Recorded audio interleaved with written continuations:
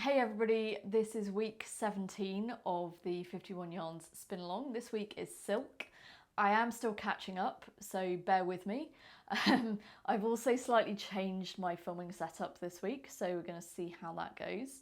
So this week I'm using some supplies that I picked up at Wonderwool, which are these 3 samples of mulberry silk, which are very pretty, very vibrant colours, which of course is one of the fantastic things about using silk, is that it takes dye so beautifully and it's very sleek and shiny, and in general people normally want to keep the sleek and shiny nature of silk. That's not always the case, but usually you do, and so what I'm going to be spinning this week is going to be worsted style.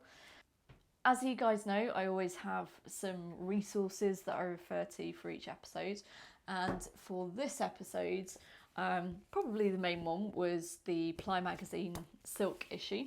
I have all the digital copies, but I still have a few physical copies as well, so I had a little flick through this one. I also watched the interweave video, which is called Spinning Luxury Fibres, which is a Judith Mackenzie video. She doesn't really go into spinning woolen, and she also doesn't mention something which... what are you doing? What are you doing? So Judith, interestingly, doesn't actually mention something that is mentioned in one of the Ply magazine videos, which is the direction of twist.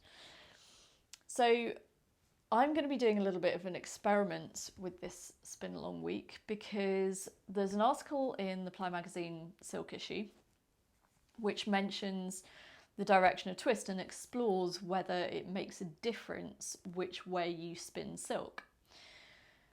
Silk, unlike something like flax, doesn't have a particular direction in which it naturally twists. And so there's not really any particular reason to spin silk in a specific direction. But this article was really, really interesting, and the author spun up a whole load of samples looking at direction of twist, and I thought it was really interesting. I'm always intrigued when people talk about direction of twist, because I'm a continental knitter, and some people say that it makes a difference which way your yarn is plied as to how it kind of comes out in a continental knitter's knitting. Doing a proper experiment of that is something that is kind of on my to-do list, but it's been on my to-do list for a long time. So I'm going to replicate that little experiment with the spinning that I'm doing today. I'm going to be doing this sample on my Shack Matchless, and I'm going to be using, like I said, these fibres. What I'm probably going to do is just spin 2 of them, which will probably be the teal and the pistachio, because they're sort of tonally relatively similar. And I'm just going to try and weigh these out and just break them down into sort of 2 halves, so that I get relatively the same amount of singles. Very useful to have a little set of scales in your spinning toolkit. And of course, if necessary, I'll just do an anti-implying bracelet, but it is kind of useful to have some scales if you ever need to be able to sort of separate things down. Okay, so this is mulberry silk. It's in quite distinct sections, so I'm just going to split them down a little tiny bit. One thing to be aware of is that silk does cling to a lot of things. It doesn't cling to itself, but it does cling to an awful lot of other stuff. So either be prepared to go around with a lint roller afterwards, or have something on your lap that the silk doesn't stick to, so like another piece of silk. And I'm going to start by spinning this with some Z twist. So first thing is, silk needs a lot of twist, and you have to be very careful not to let the silk twist get past your fingers. If it gets past your fingers, it's going to all lock up and it will be impossible to draft. This feels like it wants to be very, very fine. And once I've done a little bit, I'm going to just do a little ply back test and see how that's looking.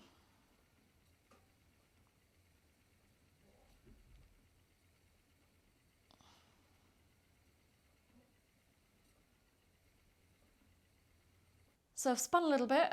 I'm just going to pull some back off the bobbin. Silk is insanely strong. It's one of its great properties. So you'll generally not need to worry about it breaking.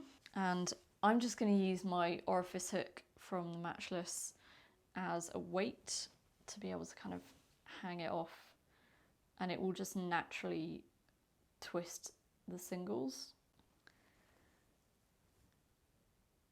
So that is looking pretty nice. It's very, very fine,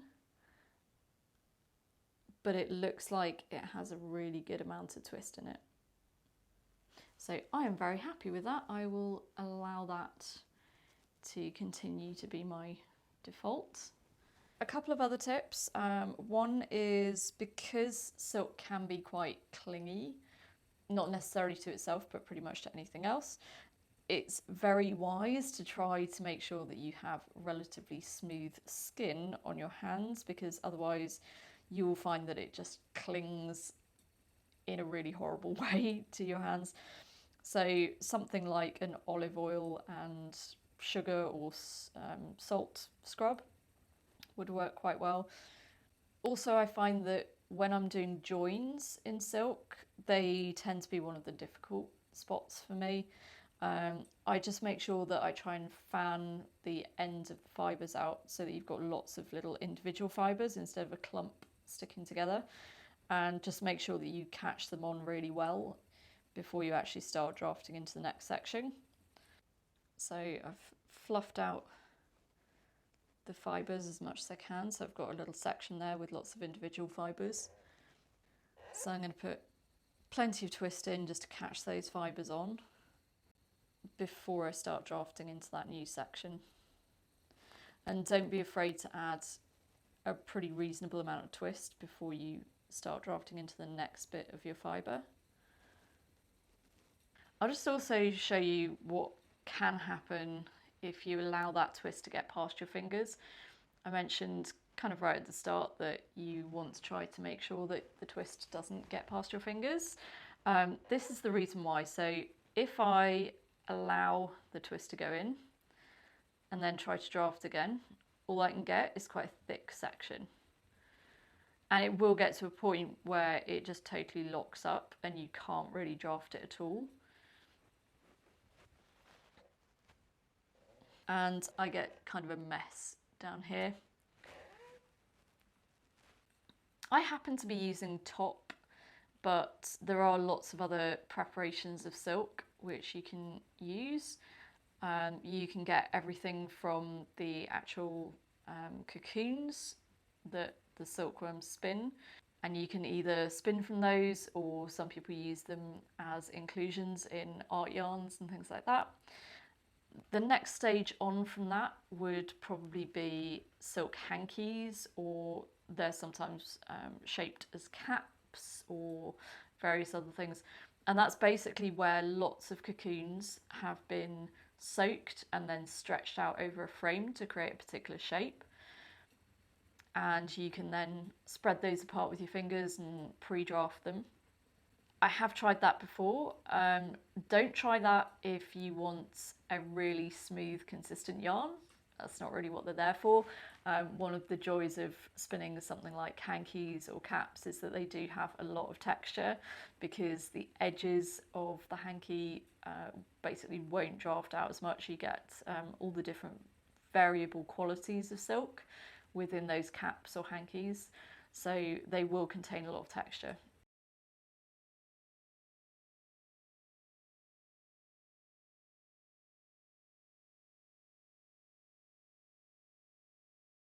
Don't hold on too tight to your fibre supply.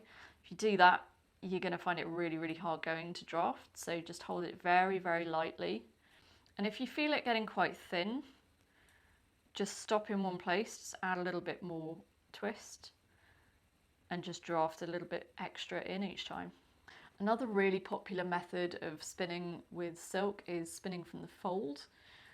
Spinning from the fold, because it's a kind of semi-worsted draw, and it's kind of right in the middle of semi-woolen, semi-worsted, you're not going to get the kind of brilliant shine that you would if you spun it completely worsted, true worsted. It's still silk, so it's still going to be nice and bright and shiny, but you just won't get quite the same shine as you would otherwise. But the reason why it's quite popular is that lots of people, if they find it kind of difficult to control the long staple length of silk, they'll find it easier to fold it over their finger and spin it. So essentially you're spinning kind of half the length of staple that you would have done otherwise. So I can see a nep here. I'm just going to take that straight out because I don't want that going into my yarn.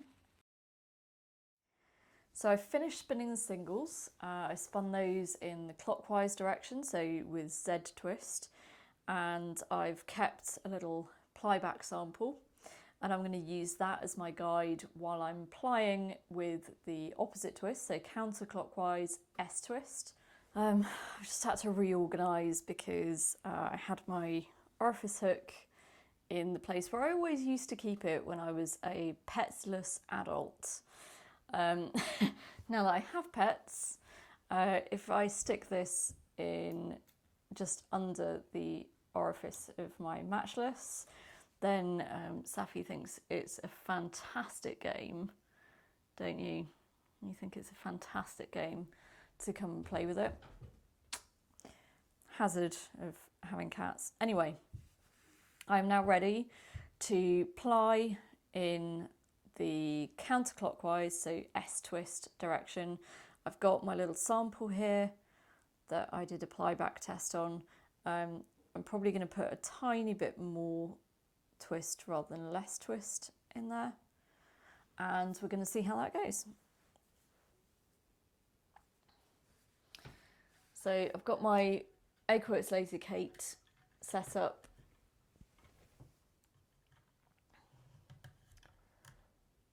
And I'm doing what I always like to do, which is with the Tensi tamers, if I've got one spare shaft of the Lazy Kate, then I always like to have one of the Tensi tamers acting as kind of like an orifice for the incoming yarn.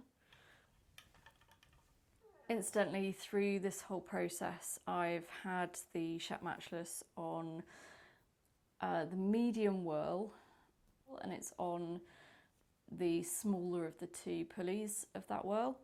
You really want enough twist so that the silk is held together, because silk does require quite a lot of twist. But you also want little enough tension that it's not trying to pull the fibre out of your hand, because that'll lead to you clenching your fingers up and trying to kind of cling onto the silk for dear life. And you don't want to do that because that will lock up the fibre. So I just separate the two singles with my fingers. There we go.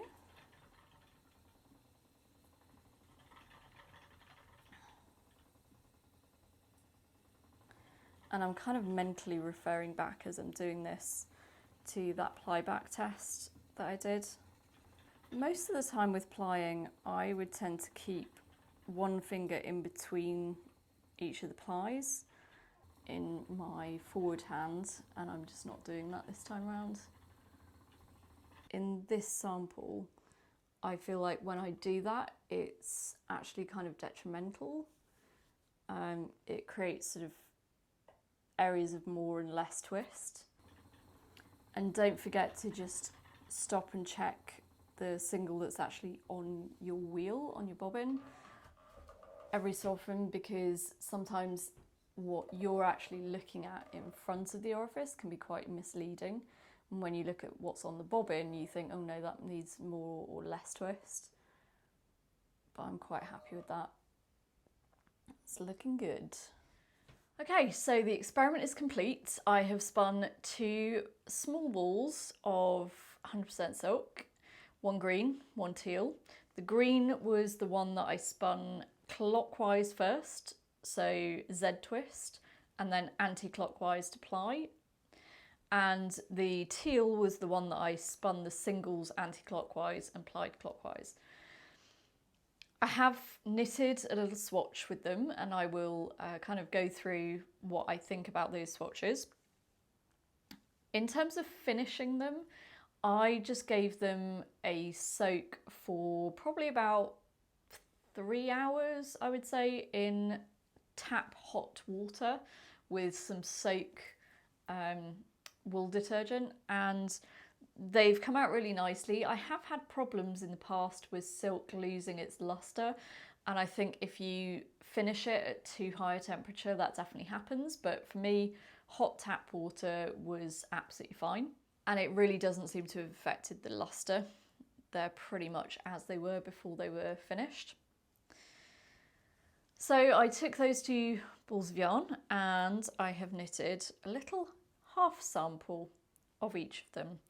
I do want to do a full swatch of these 2, but because I just wanted to get this episode out, frankly, it's been going on for far too long now, so I just thought, right, just get enough done to be able to have a little look at the results and see what you think, and then shoot the episode and you can finish knitting the swatches some other time. It's kind of interesting because actually I feel like my results probably concur with Ply Magazine's final conclusion. Throughout that article, there were also sort of smaller observations that they made, and a lot of them seemed to favour the yarn that was plied clockwise, so in my case the teal one.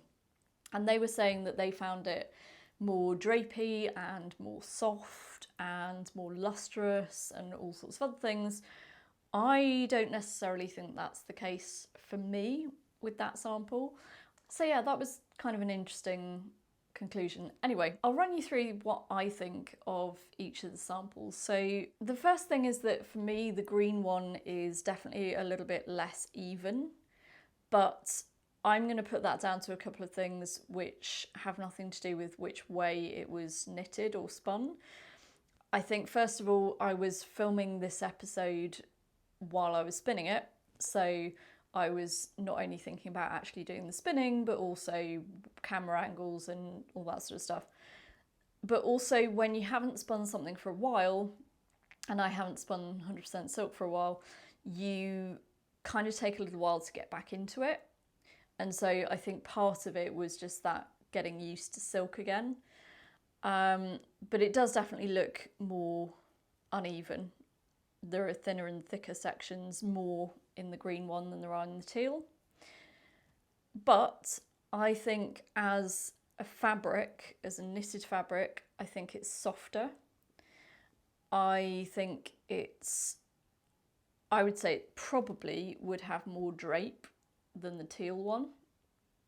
If I just kind of hold my finger under both of them, I do feel like the green one has more drape to it. So yeah, I think overall I kind of prefer the green one. The teal, as I said, I feel like there's more structure and you can feel the texture a little bit more there.